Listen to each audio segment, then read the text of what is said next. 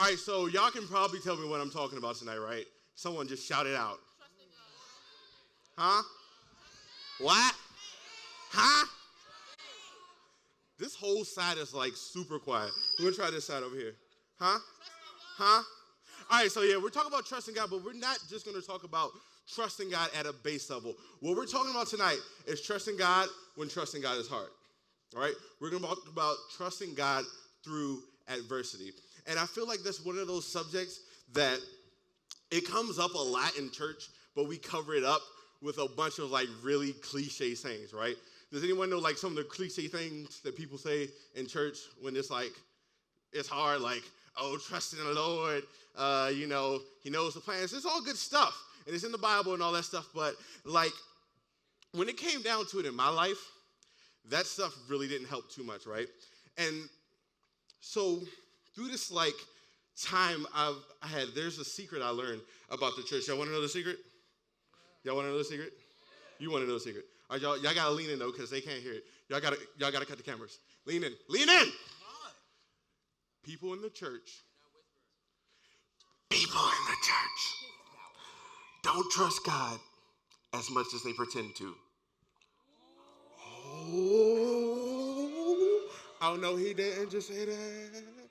No, people in the church do not trust God as much as they pretend to or as much as they think through. And I'm going to prove it to you tonight, right? Who here, raise your hands if you think you trust God.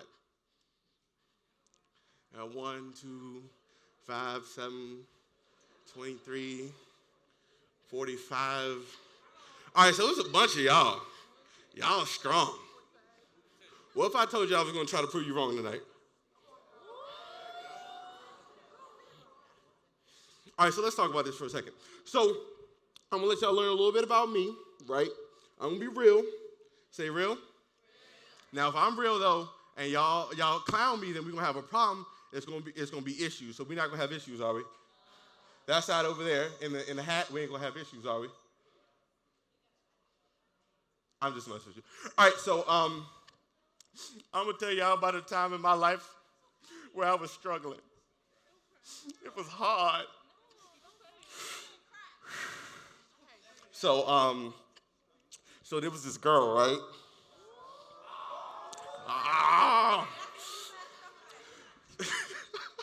Now, there was this girl. We were friends for a long, long time. She was fine. You know when you can't even say the word fine? She was like all that. So, I was a Christian, though, and it wasn't even too long ago. So, don't worry about it, all right? You're doing too much. No. So there was a time when I was like, all right, I'm feeling this girl. We hanging out all the time. If we ain't hanging out, then we talking, that kind of situation. Who here ever been in that kind of situation where y'all friends, but y'all not friends, but y'all friends?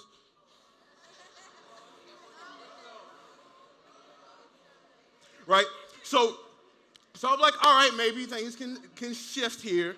So I was like, all right, God, is it cool if I holler at her or whatever? He was like, no. Don't y'all hate that? Has anyone ever been in that situation when you wanted to do something and God was just like, no? Like, just flat out no. I was like, but God, we get along, right? And she's cool and all, and blah, blah, blah, blah. No. Right?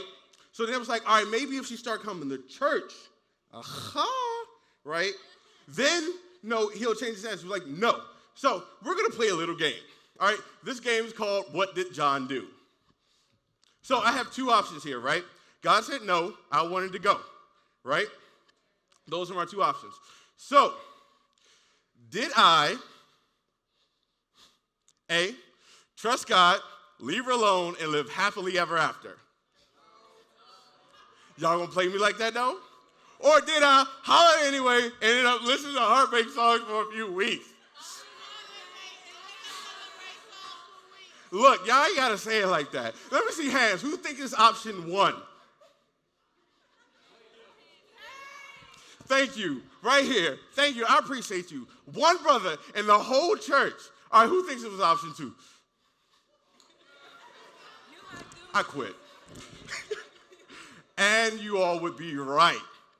See, this is what happened in this situation with me. I knew that I knew better than God, right? And see, this is what I want you guys to start thinking about. Trusting God through adversity is not always about situations where it is going to put you in harm's way to go. It's not always about trusting God when you don't have money. It's not always about trusting God when you're hard up, trusting God when you're trying to pass algebra because the teacher don't like you and they speak with a real heavy accent and you can't understand what they're saying, right? It's not always about that. Sometimes your biggest hurdle, get this, guys, sometimes your biggest hurdle when you're trying to trust God is you. See, because oftentimes the thing we struggle against more than finances, than people talking about you, more than anything else, is what we want and how we gonna get it despite what God wants us to do. All right? So let's transition to another situation. We're gonna play this game one more round. So, same time, right? I was working at this job, right? I was waiting tables. If you never waited tables before, y'all need to be nicer to y'all servers. Y'all need to tip. Right here, I feel a spirit of not tipping people. Like, pew. All right. But that's beyond the point. So, same situation. I came to this point, right, because this was right after the whole situation happened. You know, listen to Neo, So Sick, on repeat for... So I came to the realization I was just looking at everything that was going on in my life. I was at this job for like 3 years, making good money, like doing what I had to do. I was 20-something young. I ain't going to give y'all no hints because y'all know my birthday was a couple weeks ago. So I was doing all this stuff, and I felt like God was like, yo, time for you to roll. Time for you to get up out of here and go. And, of course, you know what happened around that time? Someone guess. Give me any guess. What happened? I got offered a promotion. What? They wanted me to manage the restaurant. The starting salary was like $55K. I'm a college student. You know how much money that would have been? Yo, do you know how many? I would have had like every pair of phones that came out, and I don't even wear phones just because I had the money, right? Y'all can't feel me? Y'all don't know how much money it is. See, that's because y'all ain't worked. Nobody over here has worked, so y'all don't know how much money that really is. All right. So, anyway, back to what did John do? So, God is telling me to go, right? And then they're telling me, make it rain, right? So, let's play round 2 of what did John do? Did I quit my job and trust or take the management job and stack paper? Who thinks it's option 1? Okay, I got a little bit more feedback on this. What about option 2? Y'all just think I'm like the worst person on the planet. All right, so let's take a look at this. Quit my job and trust. Take the manager's job, stack paper. And survey says, number 1, look at you. Look at you. Oh, y'all mad, right? It was number 1, I quit my job. All right, all but 5 of y'all. It was. So look, this is what happened though. This is the lesson here, right? I quit my job, it was a Thursday. I went to my manager, and I was like, look, I think it's time for me to roll. I'm trying to do something more meaningful with my life. He was like, understand. Boom. It was simple as that. And like, I was stressing over it because I'm like, yo, God, if I leave, who's going to do all the work I do around here? Yo, God, if I leave, where am I going to make the type of money I need here? Because, you know, I still need to be fly, blah, blah, blah, blah, right? But check this. You want to know how tight God is? So I said, what day did I quit my job? Thursday. All right, I quit my job on the Thursday, came to church on the Sunday, and one of the guys who actually, I know from here, he came to me, he was like, yo, John, you still working at that restaurant? Like, kind of, sort of, but not really. He was like, oh, well, my job is hard, and I think you'll be perfect for it. Someone do the move with me. Someone do the move with me. All right? And to this day, that's where I'm at. But it wasn't a situation where it was easy for me to just take that step and just roll. I struggled with it because in life, there's going to be a ton of situations where we are going to have 2 options.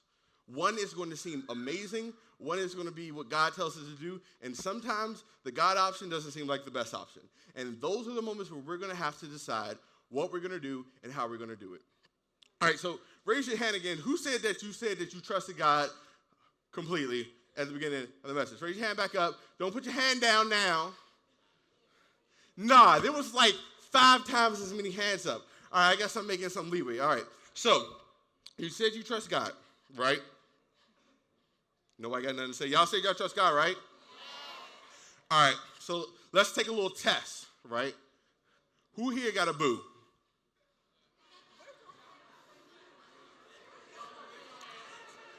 All right, you can raise your hand if you wish you had a boo, and in your mind, that girl that you saw earlier today, she your boo, she just don't know it yet?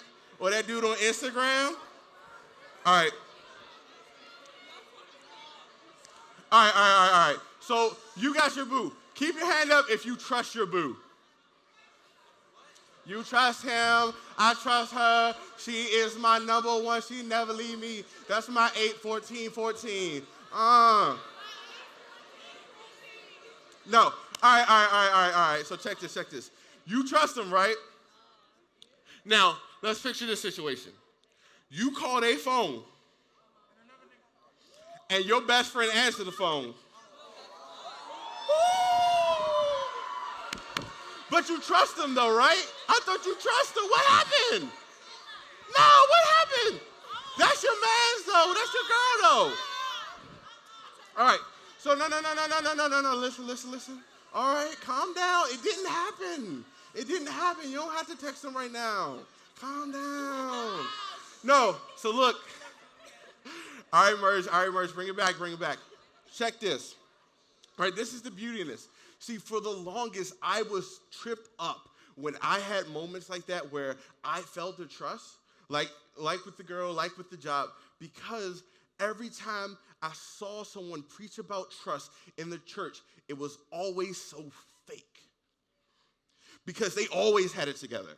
I always trust the Lord. I walk with him daily. I am just so perfect, right? And I see that and I compare that to where I'm at, and it made everything worse because I felt like I was alone. Has anyone ever felt like that before? So the beauty is when you actually read the Bible, you find out some stuff that no one talks about. So we're going to take a little dive real quick. Y'all ready to dive in? Now, we got a lot to cover, but I believe y'all can keep up. Y'all can keep up? Who can read good here? That worries me. PG County education. Ugh. All right, so today we're going to talk about someone in the Bible named Peter. Who here knows something about Peter? All right, that's a couple of you. All right, so I need y'all to tell me what y'all know about Peter. What do you know about Peter? He was a disciple. What else do we know about Peter? What? He cut a man's ear off. We're going to talk about that later. What else? He was in the boat? His name was Saul. That would not be the right person. Huh? He denied Jesus 3 times. Y'all giving my points away. He walked on water. That was your point? All right.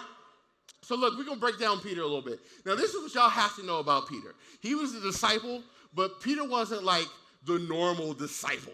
He wasn't the type of dude that you just kind of like, oh, yo, this dude is extra saved. Like, you read about Peter and you wonder, like, why Jesus was around this dude sometimes, right? Who here has a friend that you know if you take him out in public and something even remotely is about to go down, then they just going to be trouble, and then they're going to get you in trouble? Y'all be on the metro during rush hour and they still pop off when someone bump them? Y'all don't even know about that. Well, I'm talking about rush hour. Y'all Bammers don't go nowhere but in your mama's car. All right. So we're going to talk about Peter, right? But remember, preferences. Peter was an average dude. All right, Merch. Peter was an average dude. He was a fisherman. This dude was casting nets, taking up fish when Jesus called him. Matter of fact, when Jesus called him, he called him first. So we're going to go over some Peter facts. Peter fact number 1. He knew Jesus personally, which we know because he is a disciple, right? So this dude was actually with Jesus. And I want you guys to understand that. Like what we have the Holy Spirit, we have God in the ever-present, but this dude was actually hanging with him for a grip. They worked together for 3 years. Like always. For like 3 years. Who here could be with someone like every day, all day for 3 years straight? And not kill them? All right. Peter fact number 2. Oh, one of the first disciples, if not the first. When you see Jesus call disciples, you know the first people to be called? Peter and his brother. Andrew, y'all need to read y'all Bibles. Wrong brothers. And number 3. He was in the inner circle. So we talk about these 12 disciples, and they always rolling with Jesus. But you know how you have your circle of friends, right? And then you have your, like, circle of friends, right? So there was 3 people who rolled with Jesus all the time. Like, if Jesus was there, those 3 were there. And one of them was Peter, the other one was John, and the other one was James. But Peter, that was like, if Jesus had a best friend, it would have to be Peter, just because they were always together, right? Y'all get that part? Number 4. Boom. So this dude was firsthand for all of the miracles, like all of the miracles. Y'all remember when Jesus raised Lazarus from the dead, right? There. Y'all remember when Jesus fed 5,000 people with 2 fish and 5 loaves? There, right? Y'all remember when Jesus went up on the mountain and like he was glorified and he started glowing, and then Moses showed up and Elijah showed up and God started talking? Y'all remember that? Most of y'all don't remember that because y'all didn't read the Bible, but he was there for that too. But I want you to realize this. This is what he's going through, right? But check this. With this, number 5, boom, this dude walked on water. Like actual, like, liquid water. Who here's ever tried to walk across a pool before?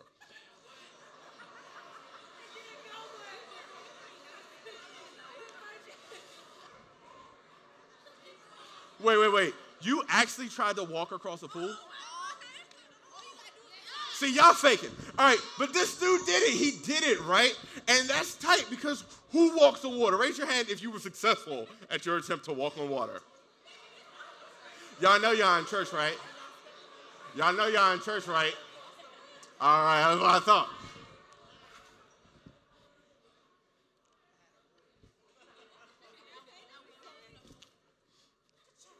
Boom! I tried to do the silent pass, but it didn't work. All right, so this dude was the first to call Jesus the Christ, and this is where we're going to hang our hats. Who was here for the last merge? Uncle E preached, and it was like the big deal, the unstoppable church, and Jesus called Peter called Jesus the Christ. On this rock, I'll build my church. Y'all remember that part? Yeah. So this dude, out of nowhere, said something that to everyone else could have got him killed. Y'all ain't know that, did y'all? Peter could have got killed for that. It was blasphemy, right? Because if Jesus wasn't the Christ and he said that, that was an issue. So all this happened, and this is where we're going to pick it up, okay? So y'all remember what happened. So this is what we're going to do. What we're going to do, the verse that we talked about last week, when Peter called Jesus the Christ, right? This is the verse that goes like right there. It's the very next verse. Let's see what it says.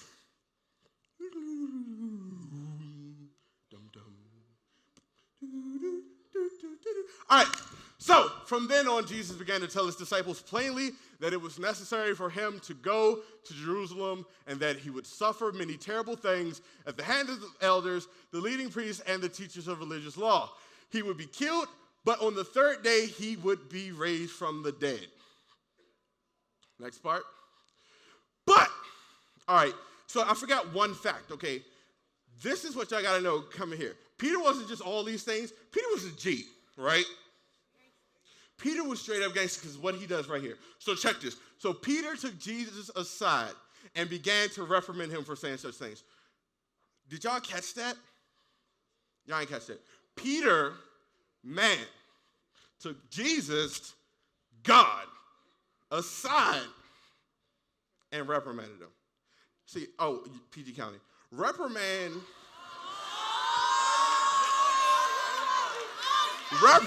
needs to correct, to scald. Like that time when you brought home that 0 on that project and your mama got all up in you, that is what Peter just did to Jesus, right? Tell me that's not a G movie because we're talking about God. Like, he could have just been like, oh, for real? Oh, for real? Bam, gone. But he didn't. All right.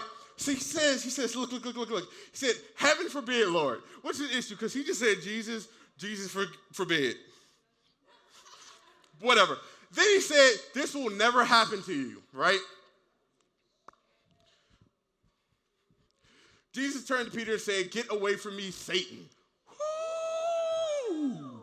You are a dangerous trap to me. You are seeing things merely from a human point of view, not from God's.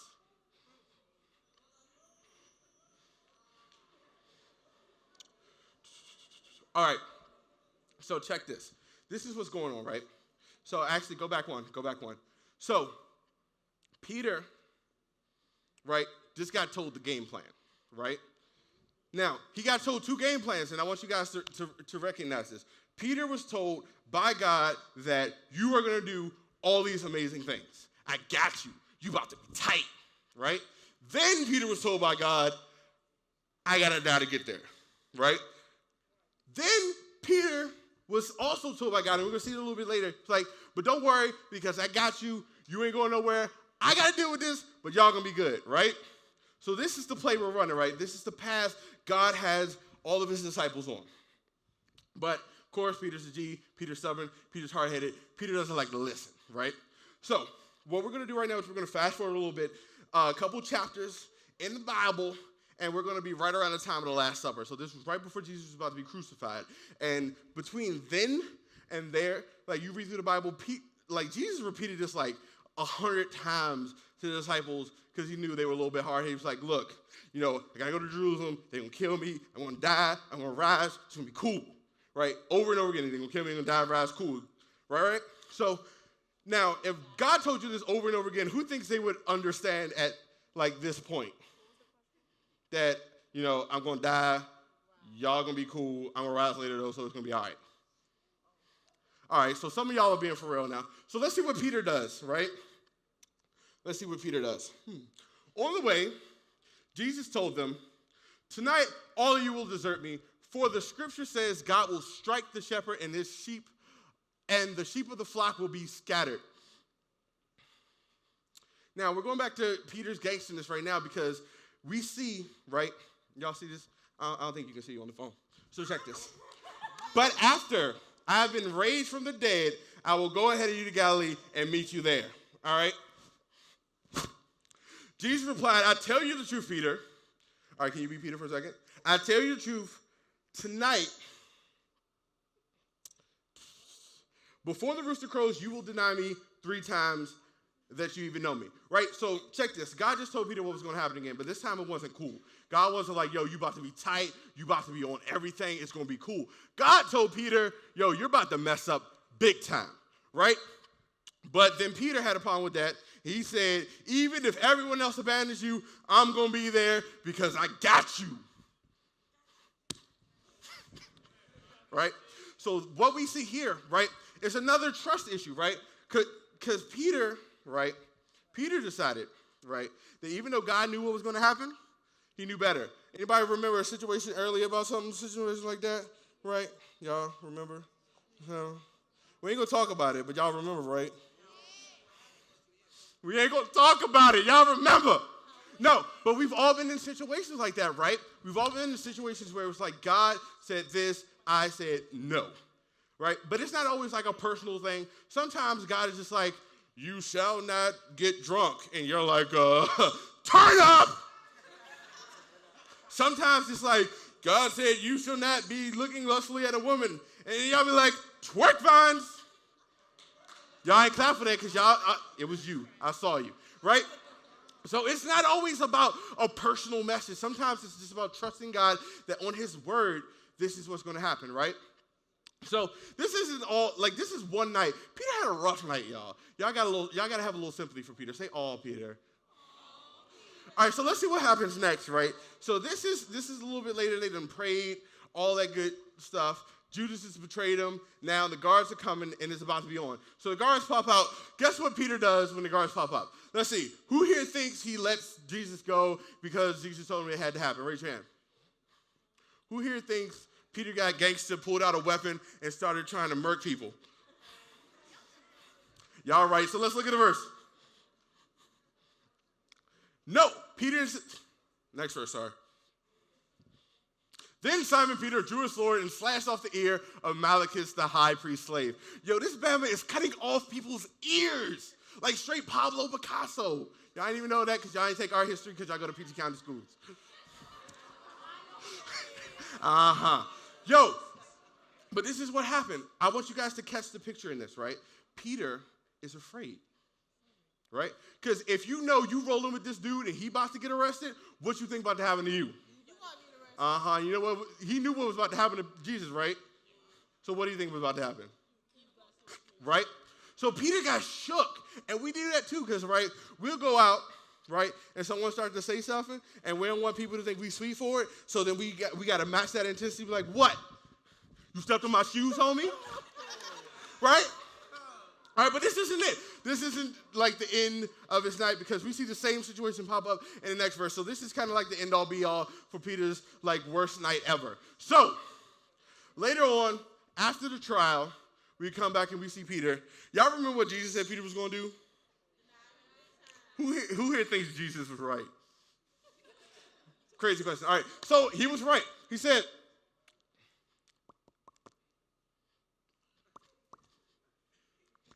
let me get the next verse. Boom! Meanwhile, Peter was sitting outside the courtyard, and a servant girl came over and said to him, "You were the one with Jesus, right?" Right? What you think he said? Nope. Right?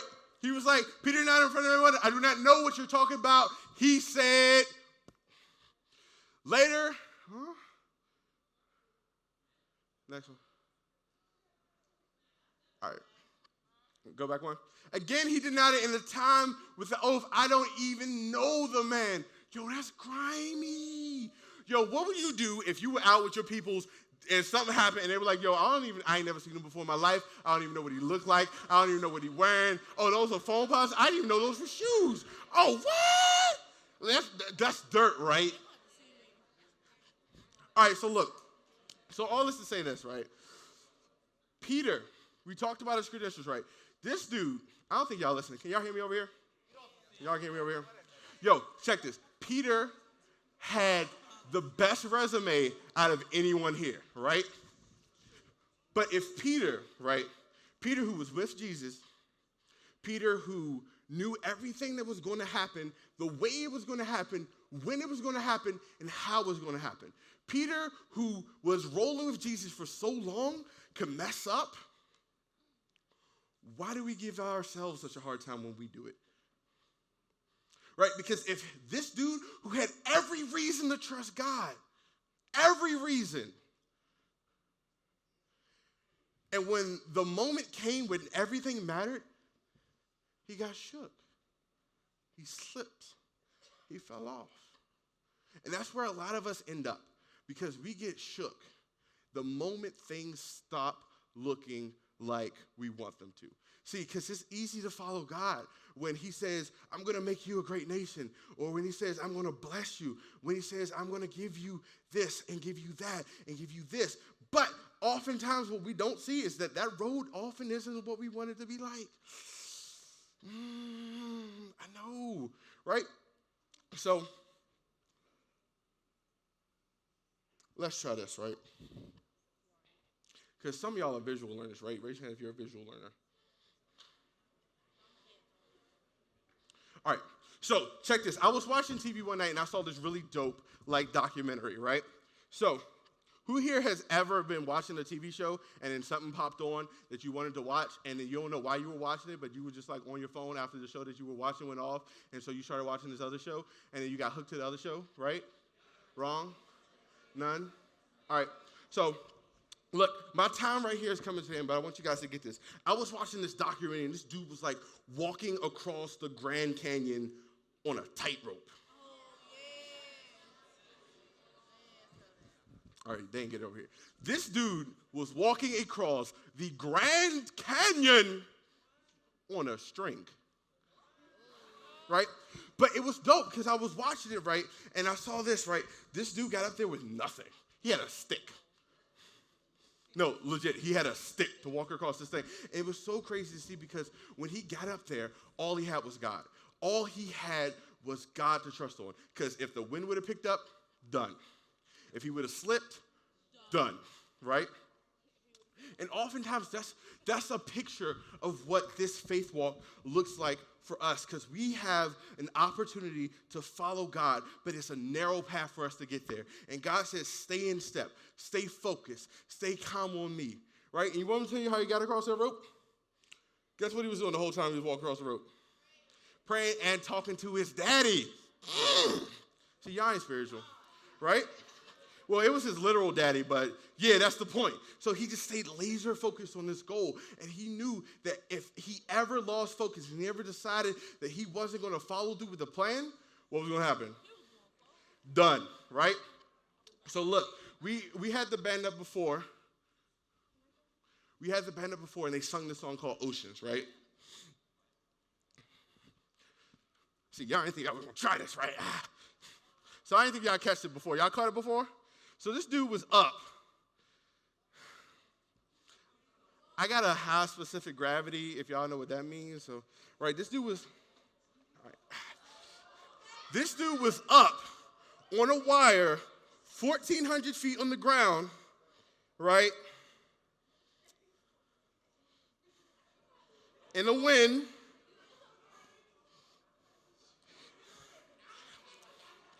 Right? And he knew that every step he took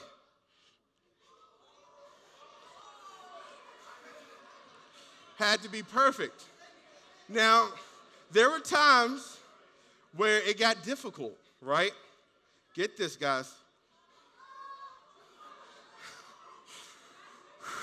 There were times where he felt everything going wrong and he got scared.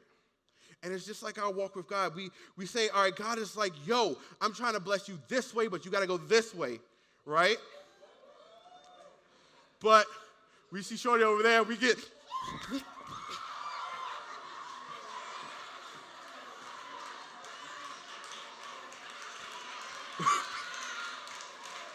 Get this, right?